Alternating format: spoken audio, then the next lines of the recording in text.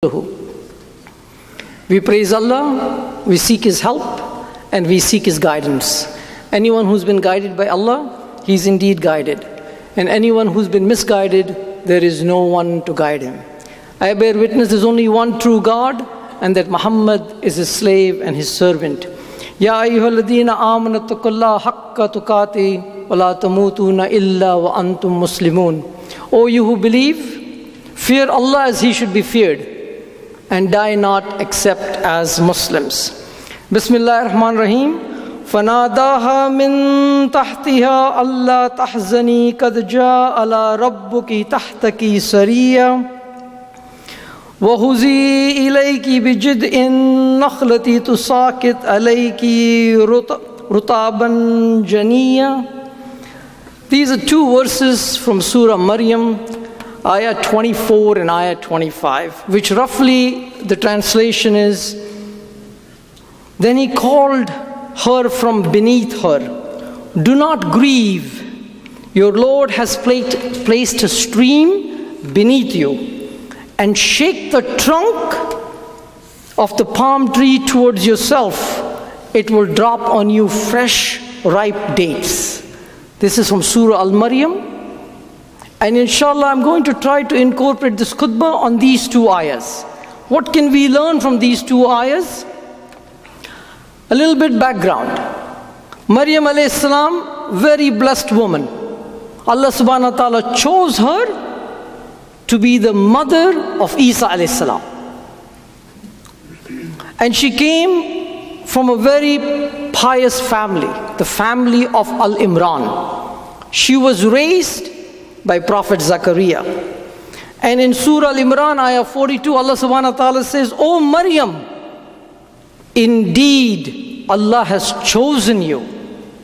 O Maryam, indeed Allah has chosen you and purified you and chosen you above the women of the worlds and chosen you above the women of the worlds. So when she gets this news from an angel that she's going to have a child, she's amazed, she's shocked. She says, how can this be? I'm a chaste woman. I'm a righteous woman. How can this be? So the angel responds, this is Allah's will, and it is. So what does she do? She withdraws to a faraway place. And when the pain of childbirth drove her to the trunk of the date palm. The pain of childbirth drove her to the trunk of the date palm. What did she say? Oh, that I would have died before this. Oh, that I would have died before this, and would have been something gone, forgotten. She was wishing for death. A blessed woman. Why? Because she's in the pain of childbirth. She's all alone. She's young. She's inexperienced. And she's fearing what is going to happen. You know, the fitna is going to start as soon as she has the baby. What will people say? The accusations. And that was on her mind. And she says, I wish I had died and been forgotten.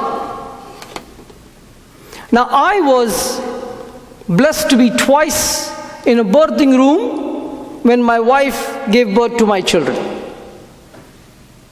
And it's a very traumatic experience to observe a mother going through the pains of childbirth. There is a lot of pain and discomfort for a mother when she's giving birth. And we had the best hospitals, with the best doctors, with the best painkillers, in an air-conditioned room in the 1990s in Chicago, when my children were born. And I was traumatized just observing the childbirth. Now contrast this with Maryam alayhi salam. She's all alone. This baby does not have a father. She's in the middle of nowhere. No midwife, no doctor, no medicine, no hospital, no friend, nobody to coach her, nobody to support her. And so Allah subhanahu wa ta'ala says, He's going to put a stream of water underneath her because she's hungry and she's thirsty. And then, when she's hungry, He says, shake the date palm, ripe dates will fall down. So if you are in labor, having a baby, you're laying down. Now this would require Maryam alayhi salam to stand up and shake the date palm. If you've seen a date palm, it's not a small tree. It's a tough act to push on a date palm. Now she's at the height of discomfort. She's at the height of pain in labor. Allah subhanahu wa ta'ala could have very easily sent a gentle breeze for the ripe dates to fall. But the command said, you have to shake the date palm. Because there is no bounty without effort. There is no bounty without effort. You have to work for it. Allah subhanahu wa ta'ala is bountiful, but He makes you work for it. And this is a blessed woman giving birth to Isa alayhi salam. And Allah subhanahu wa ta'ala did not make it easy for her. So what about us? How much effort should we do for our bounty, for our risk? We cannot kick back in a lazy boy. We have to work too. But it was this hard work, this ethic of hard work, of working for your bounty. The Muslims of Arabia busted out of Arabia and within 200 years were the superpower of the world. Because they had this work ethic of hard work. They internalized it and said, we have to work hard for our bounty. And within 200 years, they were ruling the world. Europe was in the dark ages. It was in the middle of the night over there. The sun was shining in Muslim lands. There was progress. There was scientific discovery. There was rule of law. There was justice. And people had a bright future to look forward to. It was this kind of thought process, this hard work, that gave Muslims so much progress. And it was Muslims at the time with the hand that gave. It was the hand that gave to the world the best technology, the best research of the time. And this is what produced Abbas al-Zahrawi, who invented the first technique of surgery. Then we had Abbas ibn Firnas, who invented the flying machine. We had Fatima al-Firhi, who established the first university in the world in Fez, Morocco. We had Al-Jabr, who introduced algebra to the world. We had Al-Haytham, who invented optics. We had Ahmad ibn Tulun, who was the founder of the first hospital in the world in 872. We had Abu al-Hassan, who invented the magnifying glass. And the list goes on and on. The Muslims were at the leading edge of the world. And then our sun started to set. Our leaders stopped leading. Our leaders did not put progress and hard work, education of the ummah in the forefront. Because a lot of wealth had come to the Muslim lands. They had become rich and decadent. And instead of leading, they became followers. Instead of leading, the Muslim leaders became followers. And even to this day, we have a deficit of good Muslim leaders. If I ask all of you, give me a name of a Muslim leader you look up to.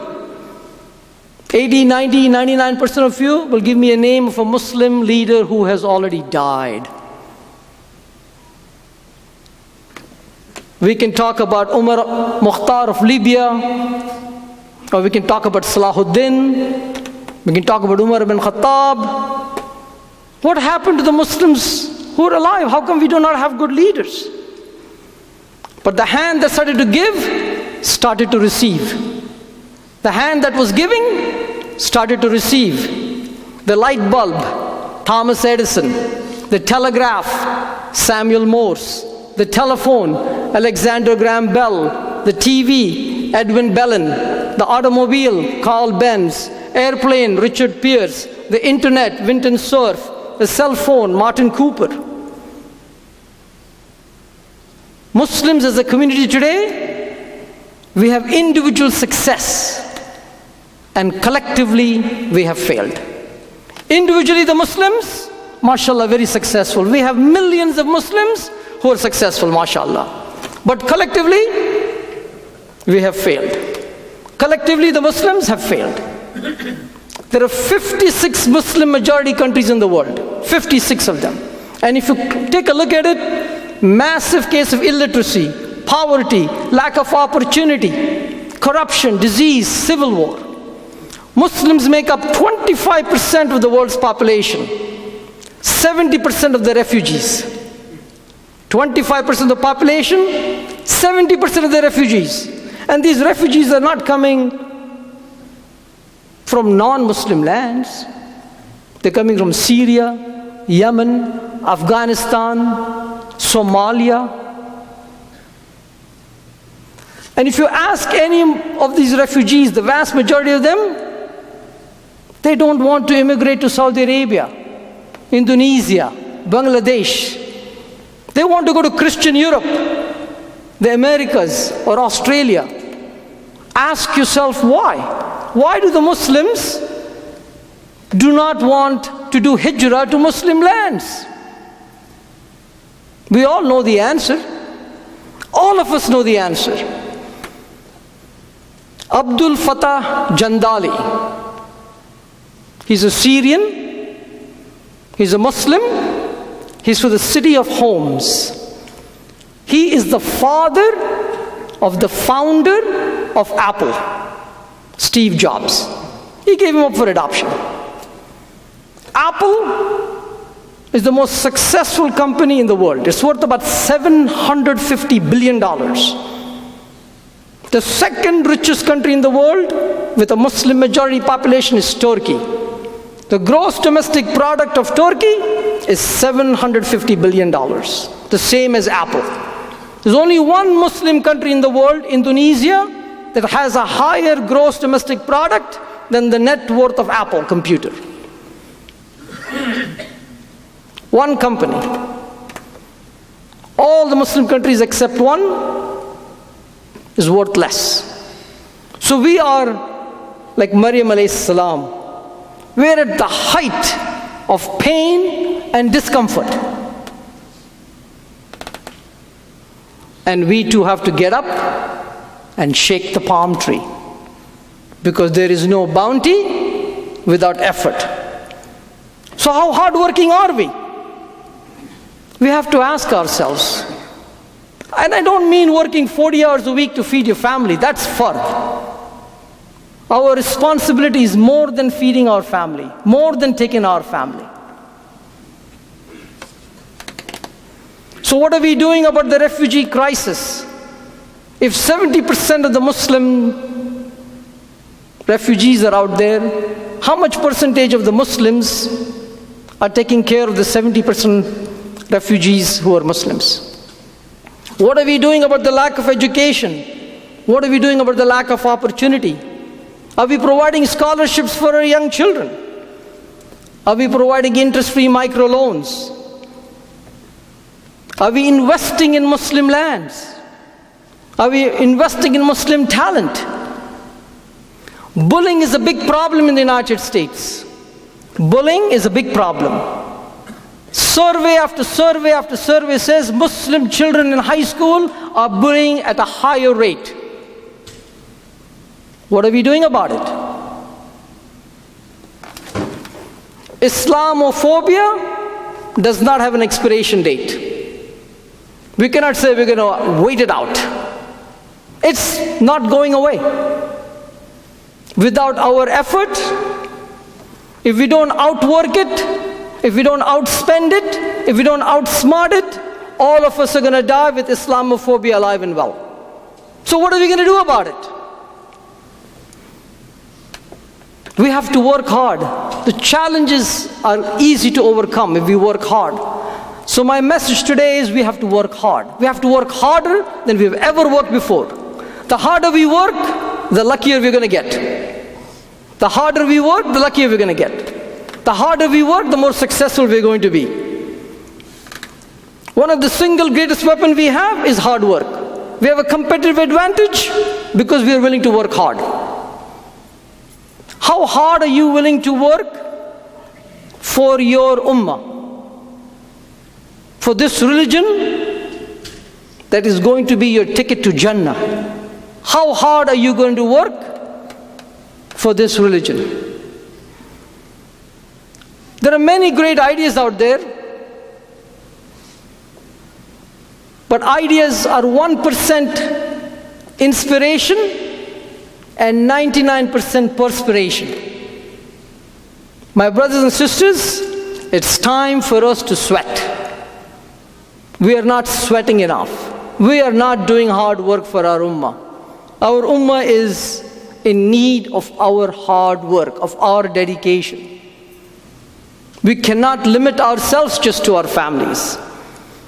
Because in Surah Al-Qaf, Allah subhanahu wa ta'ala has said, He will not change our condition unless we change it ourselves.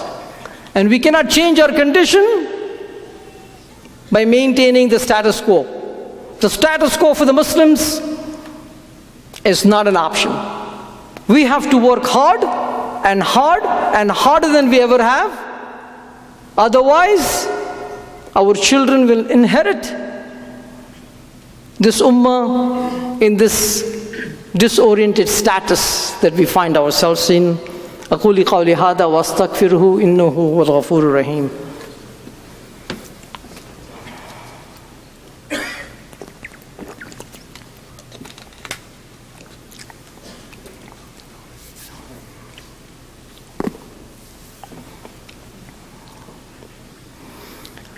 اللهم صل على سيدنا محمد وعلى آل سيدنا محمد كما صليت على سيدنا إبراهيم وعلى آل سيدنا إبراهيم إنك حميد مجيد.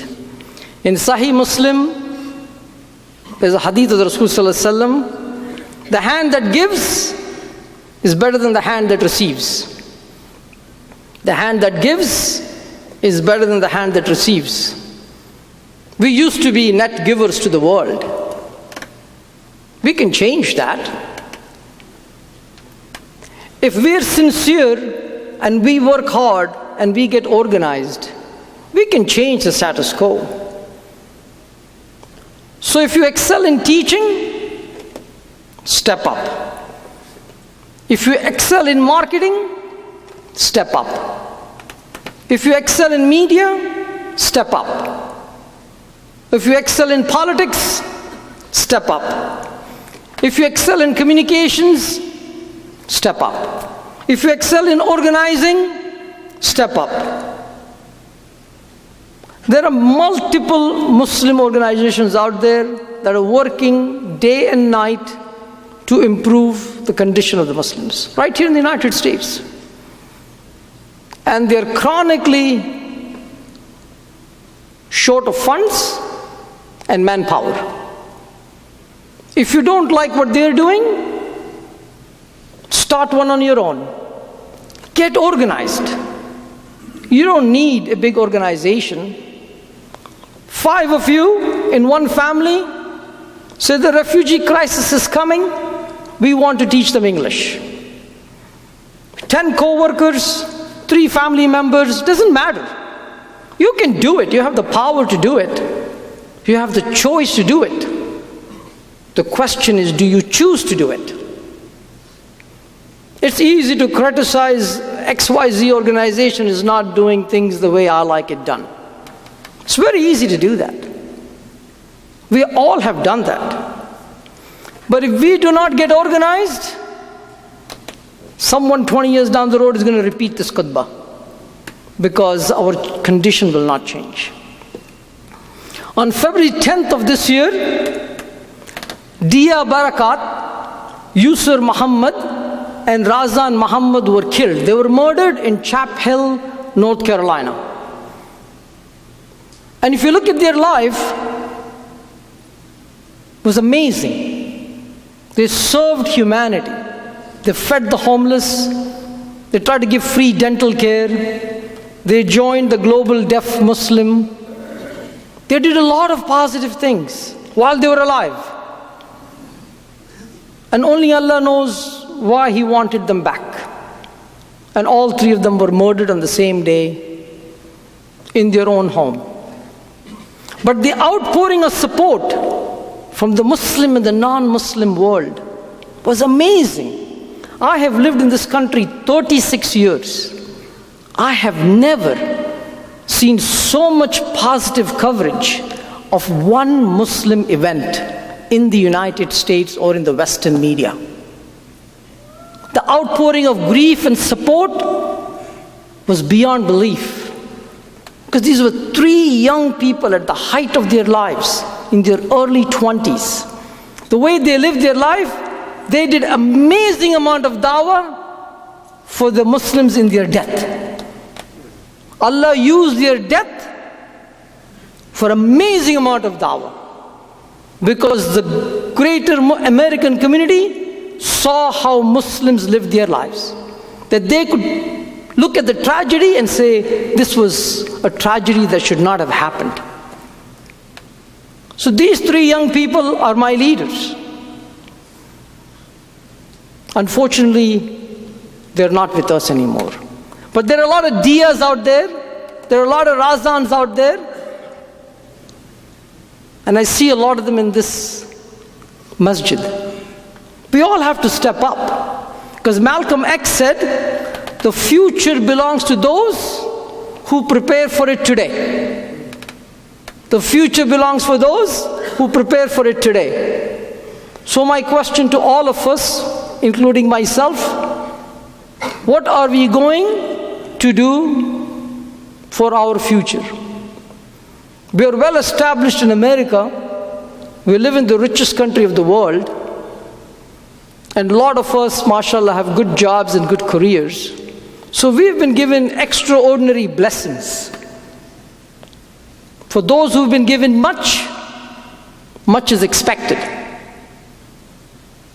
So my humble request to all of you, whatever you're doing, do it more. Do it 10% more, 20% more. If you're doing absolutely nothing, do niyyah that I have to do something. Sometimes it's easy to write a check, but there's more to life than writing a check. This Sunday, Project Downtown is feeding the homeless in the downtown masjid at 8 o'clock in the morning. If that's your cup of tea that you want to feed homeless people, go do it. Next Friday at 9 o'clock in the morning, there's ESL, English as Second Language, classes for the teachers to teach refugees that are coming. And ICNA Relief is doing that. Tomorrow, CARE Florida has a banquet in Tampa. If you think that the civil rights of the Muslims is eroding, Islamophobia is on the rise,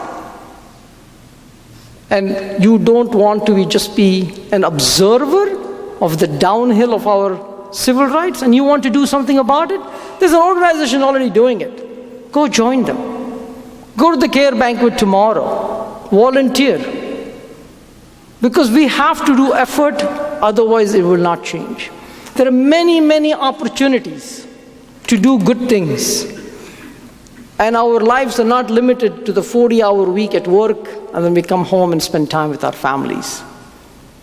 That formula is not working for us.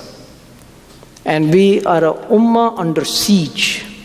You just have to open up the newspaper, turn on the TV, and you can see the crisis that this ummah is facing. But whatever you do, make sure you're sincere. That you do niyyah to Allah subhanahu wa ta'ala that I am doing this to earn your pleasure, O Allah. What you need is strong spirit. If If you have a strong spirit, even if you have a weak body, but if you have a weak spirit, in the strongest body you will not be able to perform. So we need a strong spirit. And so we have to do dua that we want to be sincere when it comes to serving our community. So Allah help us to become better Muslims. Allah remove laziness from our lives. Help us to dedicate our lives to serve our families and our ummah. O Allah, do not let our hearts deviate from the truth, now that we have been guided. Grant us mercy, for you are the granter of bounties without measure. O Allah, help us to perfect our prayer. O Allah, accept our prayers. O Allah, forgive me and my parents and all the believers until the day of judgment. O Allah, help the refugees and their families. Shower them with your mercy and help us to help them, Ya Allah. O Allah, increase us in knowledge. O Allah, give us the wisdom to apply the knowledge. O Allah, make us more compassionate. O Allah, help us to be more tolerant and understanding. O Allah, help us to be more patient. O Allah, cure the sick among us. O Allah, decrease our disability. O Allah, decrease our shortcomings. O Allah, we acknowledge the blessings you've showered upon us, and we acknowledge our shortcomings. So forgive us, for none forgives but you. رَبَّنَا آتِنَا فِي الدُّنْيَا حَسَنَةً وَفِي الْآخِرَةِ حَسَنَةً وَقِنَا عَذَابَ النَّارِ سُبْحَانَ رَبِّكَ رَبِّ الْعِزَّةِ عَمَّا يَصِفُونَ وَسَلَامٌ عَلَى الْمُرْسَلِينَ وَالْحَمْدُ لِلَّهِ رَبِّ الْعَالَمِينَ.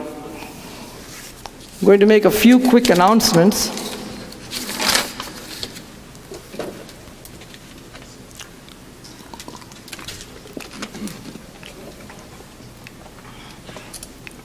AMCC has filed the 2014 tax returns, and